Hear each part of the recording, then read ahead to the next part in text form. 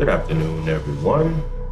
Just thought I'd go over some thoughts and some concerns that others have that I'm going to address. And I think I'll cover a few things in just this one video. Let me see. The posting of the, what I say? Am I the Tiger video? I posted a second half of that, but I wasn't satisfied with it because I felt as though I wasn't being, I would say, completely honest, so I'm going to address that. So Keith, the security guard I was talking about, him and his wife had invited me over to their place for dinner. Now, once I got over there, they had a friend of his wife over there, you might as well say, waiting for me. And her name is Sharon. Her name was Sharon. This real beautiful Black and Filipino mixed woman, because they know that I like exotic looking women. That's just my preference. And if that irritates you, I really don't care. But that's what I like. I like what I like. And so they introduced her to me and everything. And tell you the truth, I was a bit irritated because I'm not into the blind date thing. I'm not into the blind date. I would rather someone set up that type of experience, because I don't like it when people who are my friends or family or whatever you call yourself assert that, most people think that they know what you need in your life, in spite of your telling them that you're very content with where you are. And so I didn't say anything about it. But once we was eating dinner, I noticed how she was asking me a whole lot of questions. And what I noticed about Keith and his wife, they were sitting there eating, silently, pretending as though they were not listening, but they were, they were just sitting there eating. And she was just asking me all these questions about my family and all of that. And I don't discuss my family with the women. Number one, I'm 60 years old. What the hell you want to know about my family? Now people may say, well, women need to know. No, women don't need to know anything. Because if I don't bring up my family, don't ask. And I'm the type of man to where I've gotten to the point to where my only family are my two sons. And that's it. Now I will bring them up and I will discuss them. But any other family areas, you're not going to get anything from me. You're not going to get anything from me. And so after we ate, all of us were sitting in the living room and we were talking, and I can tell she was trying to display her sweet and bubbly personality and everything. And her Keith's wife was bringing up things at work on how nice she is and how everyone likes her and everything. And as I was looking over at Keith, I noticed whenever I would look over at him, I would catch his eyes and then he would kind of like look away, look down. So to me, I felt like I was just in the midst of a whole lot of deception. So as time went on, Keith and his wife slowly dismissed themselves without mentioning it. And they just went into their bedroom. So obviously Sharon was going to be spending the night over there. So it was just us in the living room. And she kept bringing up questions so what do you like to do, and everything. And so I just flat out told her, I said, I just came over here to spend some time with Keith, because him and I were good friends, where I used to work. And, I just explained it to her. I didn't come over here for this. Now, if this is what you came over here for, you've been deceived, because I didn't come over here for this. So with that being said, she said, okay, it was nice meeting you. She walked me to the door, and she stood there. She put her arms out. I gave her a little hug and everything. She said, well, I hope to see you again. And so I went to my car, and when I pulled up, that was it for me.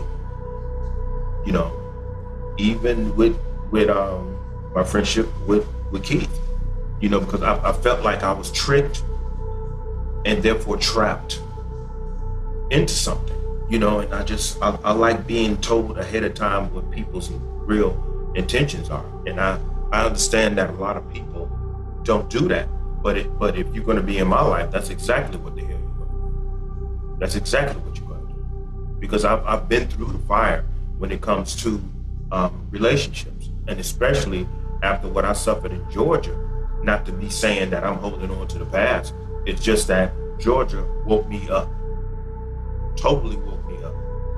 Dealing with Salam Yilma and all of her male friends and all that. Georgia totally woke me up.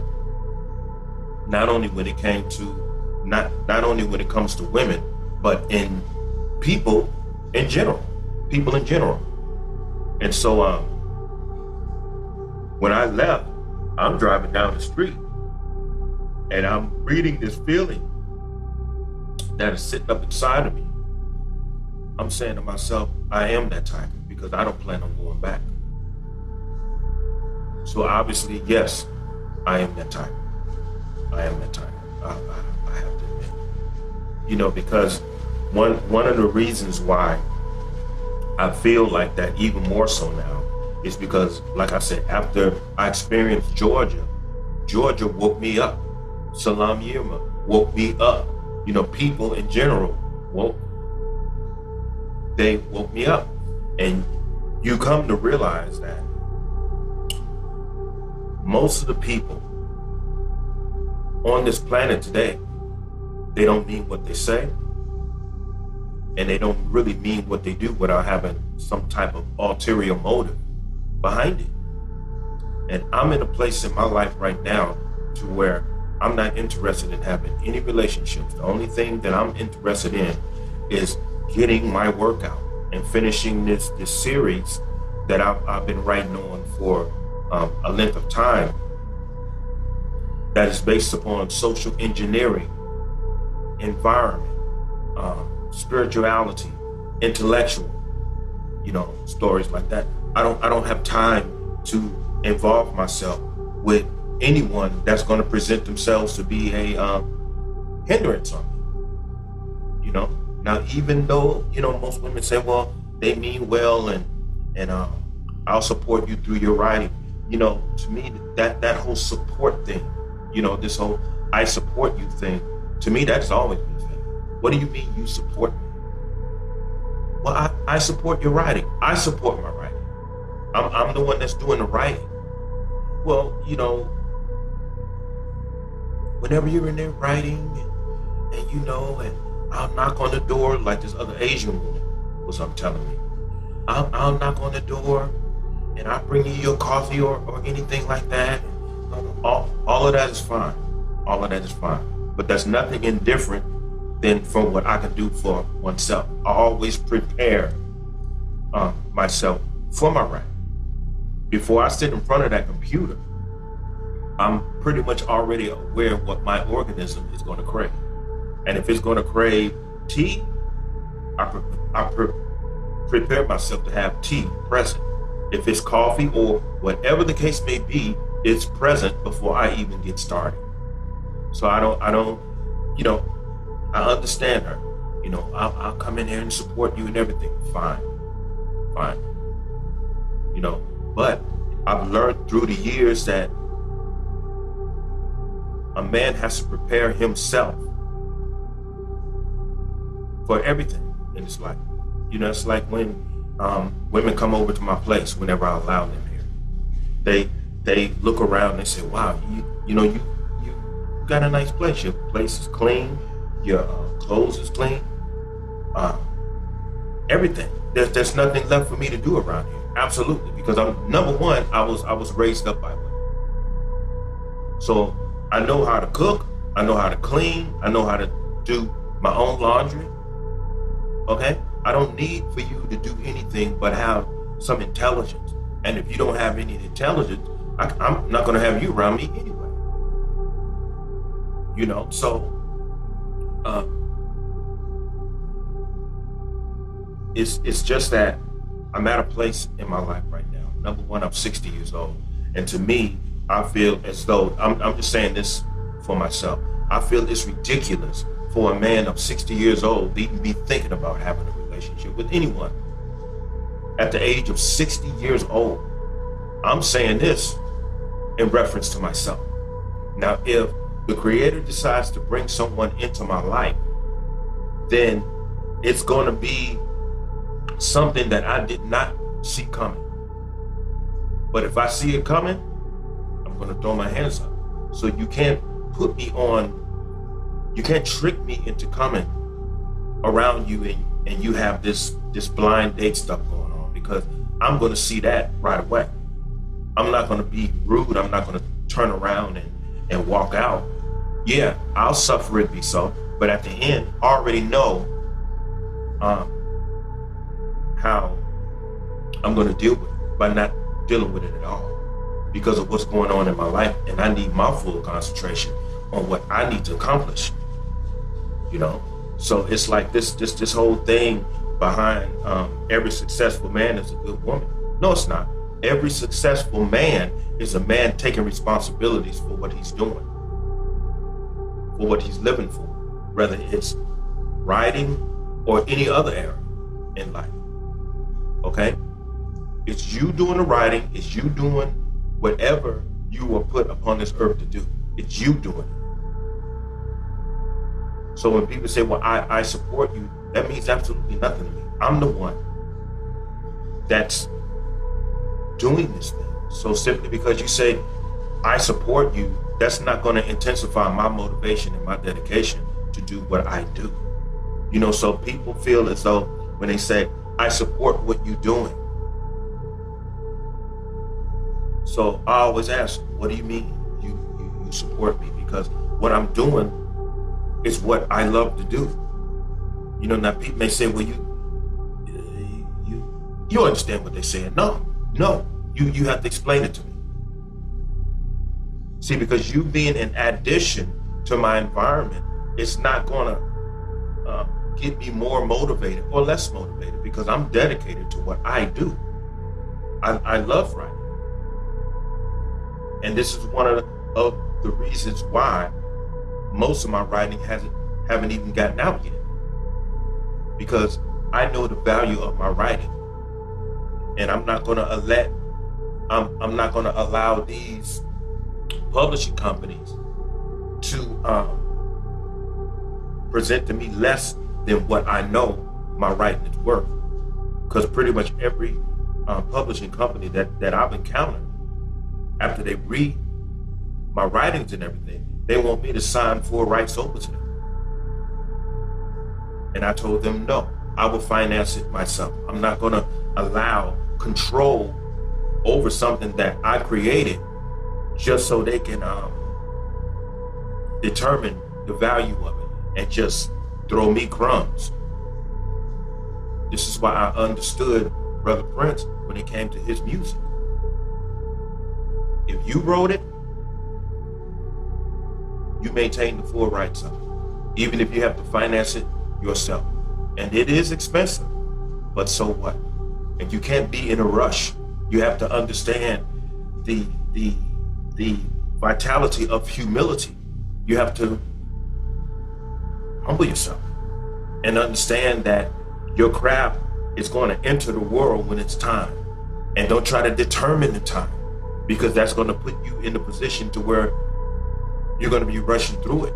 And if it's something that is vital and important, that cannot be rushed. Because if you're rushing through it, then it only implies one thing, that you're thinking about money and not the importance and the vitality of your craft. It's not about money. It's about putting your work into the world to try to make the world a better place. At least that's what my intention is. And where I am right now, there is nothing more important to me than maintaining my peaceful environment. And I don't need to contain a woman in order for me to feel as though my environment is complete. I'm alone and I'm secure at being alone. Whenever I want to spend time with a woman, all I have to do is press a button. That's all I have to do. I don't need you living with me. And if people say, well, that's not the right way to live, well, that's the way I'm living, whether you perceive it as right or not. If it works for me, then it's going to work for me. So yes, I am that type. And getting off that subject, I've been getting some emails about some of the past videos that I made concerning parenting. And I had a woman not too long ago who I'm not going to mention her name because I don't want her to get upset, which I really don't give a shit if she gets upset or not. But I don't like putting people on the exploitation type thing. But I just she was telling me that all Bray boys are, she was saying that some elder had told her over there in, I believe it was North Carolina, that all Bray boys are related, which is not true. Because during the revolts, the Bray Boy tribe came out of South Carolina. And there was such a ruthless Cherokee Indian tribe. A whole lot of people joined the Bray Boy tribe against the revolts. So what happened was, of course, it was some Africans that were with the Bray Boys after the natives had breeded with the Africans, because at the beginning it was 5,000 Africans right after the revolts had started. See, because the revolts went on from 1701 to 1789.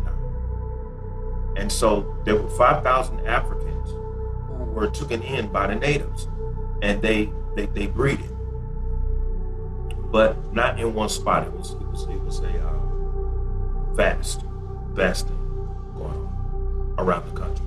Now, in South Carolina is pretty much where the Bray Boy tribe came out of. And so during the revolts, the Bray Boy tribe were successful during the revolts, even against the Spaniards and the British. And so when a lot of Africans joined them, some Europeans had joined them. So everyone joined the Bray Boy tribe. Okay? It was a tribe. It doesn't mean that we're genetically related.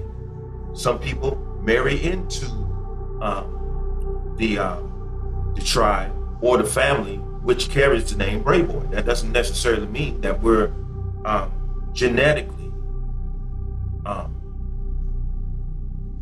related to one another. So that's a lie. Some people are related by tribe. Some people are related by blood. And so each time a Bray Boy comes at me, even on Facebook, and they say, "What's up, cuz?" I write them back. I flat out tell them, "I'm not your cousin. How am I your cousin?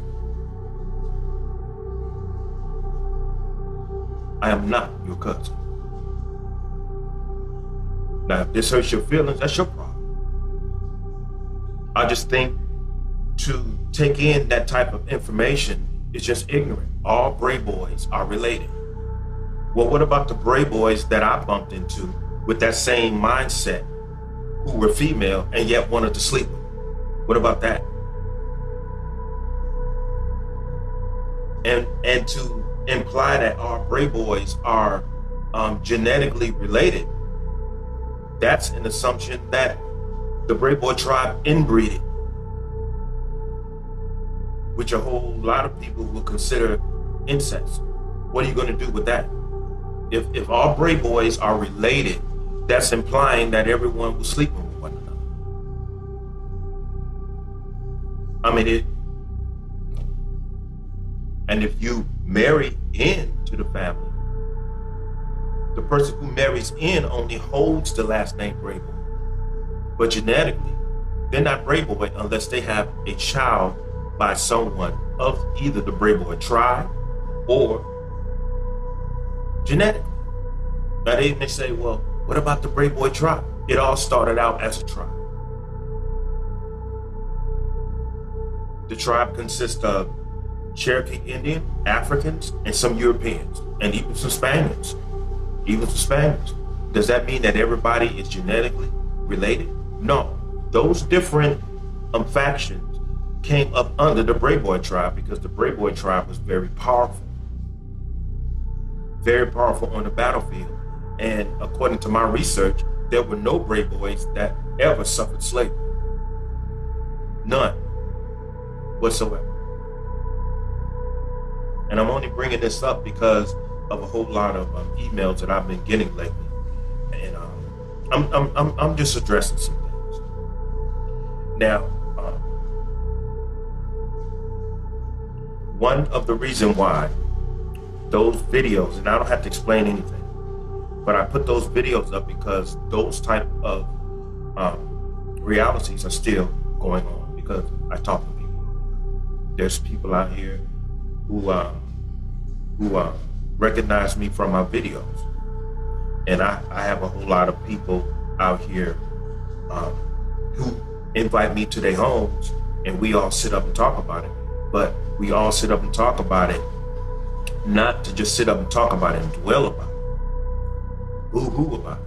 We come up with results. You know, it's just like I always tell them, the only way that you're gonna get past this, if you really want this to work out, you have to communicate with people. And if those people are unwilling to communicate with you, then you, for your sake, have to let it go.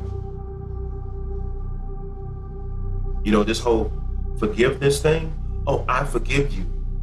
But you still got that person in your life and you're still struggling with yourself because you're trying to fulfill the whole principle of forgiveness. If you're struggling with it, then you don't forgive anything. You know how people say, I forgive you, but I'll never forget. Well, if you never forget it, why don't you just let it go and allow yourself to heal and move forward with your particular life? If these people are not willing to look at themselves, that's a problem that they have with themselves. And you make it your problem when you are standing around hurting, waiting for these people to look at themselves to the degree to where they can see their own wrong to themselves, to the degree to where it would invoke them to come and reconcile their differences with you, to give you peace. But if you're not dealing with those type of people, the only thing you're doing is hurting yourself by just standing around waiting for these people to resolve their own issues within themselves, when the majority of those people don't want to look at the ugliness that they have done to you. And then when you ask them, why are you like this? They're not willing to tell you. They're not willing to tell you. And even if they say, well, you know, I was abused when I was little. Well, you call it abuse, but how can you say it's abuse And how can you say it's wrong when you do it to someone else? Obviously, you felt as though what this other person did and said to you was proper. That's why you're doing it to someone else. So this is one of the primary reasons why I said in another video, if that's the way you feel, then those people or that person was not your abuser, that person was your teacher, because what they did was teach you how to abuse other people the same way that they abuse you. So it's not intelligent to look at these people as your nemesis when you are in fact their student. This is what I didn't understand about Salam Yu. She said that she was being abused all different types of ways for 12 years in Savannah, Georgia.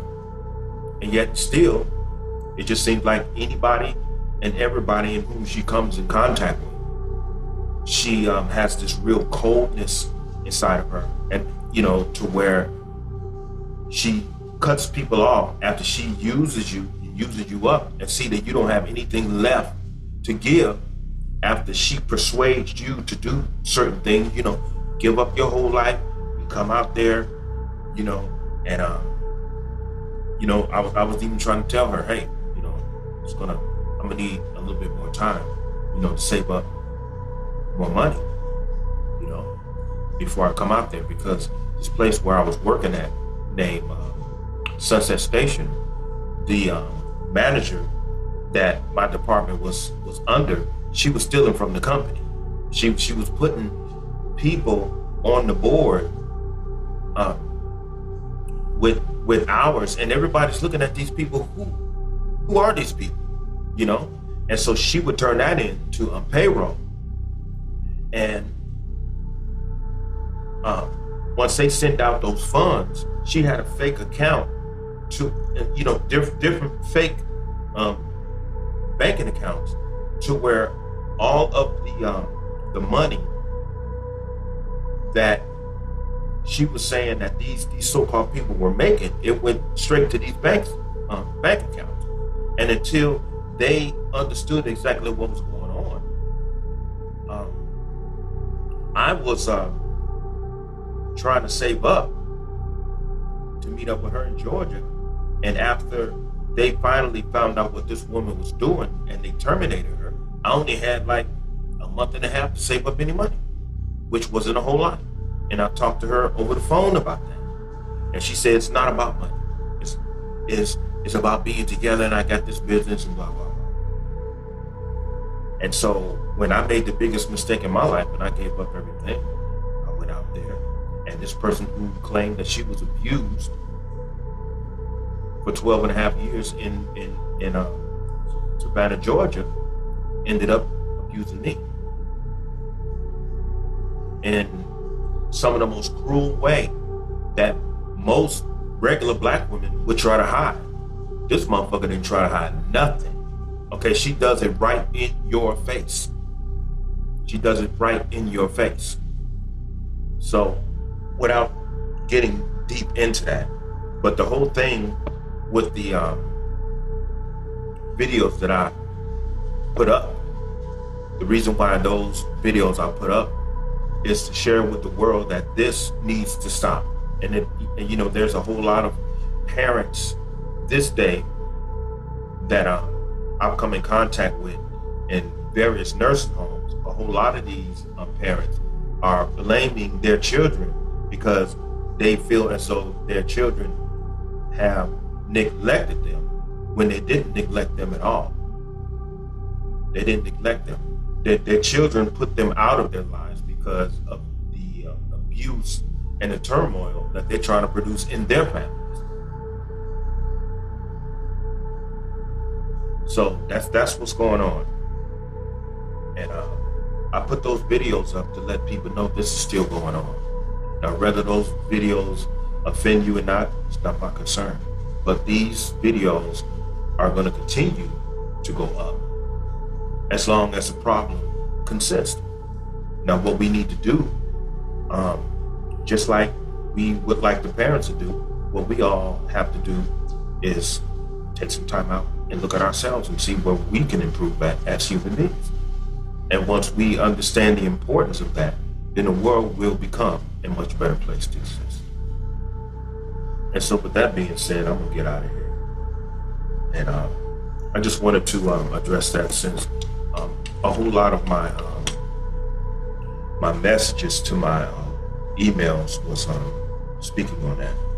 But it wasn't all bad. I mean, it was still a lot of people that was thanking me for addressing those issues, because those issues need to be addressed.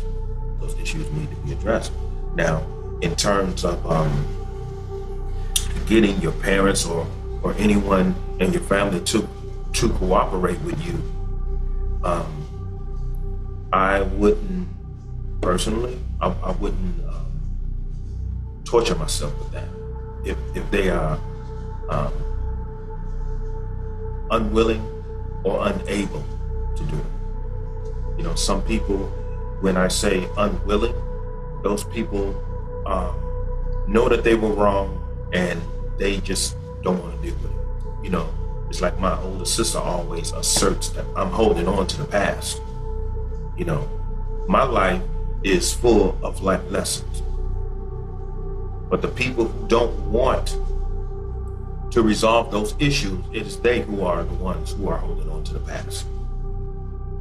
The whole thing is, some people are unwilling and they reject it, and some people are unable to face it because they haven't gotten past what was done to them. They too busy doing it to other people, instead of taking their time, like my dad should have did, to resolve his differences with his father while his father was still present. Now, maybe he didn't take me out there to meet my grandparents. Maybe it was to protect me. But I do know one thing. He took everyone else out. And I'm not going to torture myself about that anymore, because I use my YouTube channel not only for people who are interested in these particular subjects. I use my YouTube channel for my own healing, my own state of healing. Instead of me taking out all of these things on the rest of society, I deal with it myself. And in the process of dealing with it myself, I figure I could try to help other people deal with it too and face it as well. Okay, with that being said, I'm gonna get out of here. And everyone have a pleasant evening and stay human. Peace.